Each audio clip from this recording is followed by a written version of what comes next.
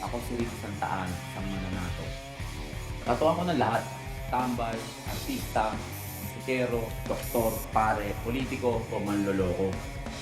Galing ako sa underground, ngayon nasa ibabaw.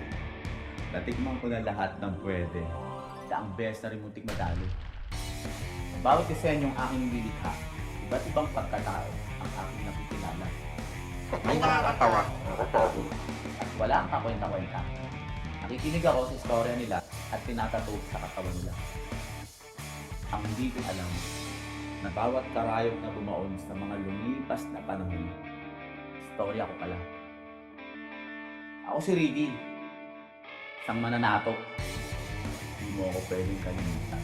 Kasi tulad ng karayom, ang espiritu ko, nakabaon na sa una lang.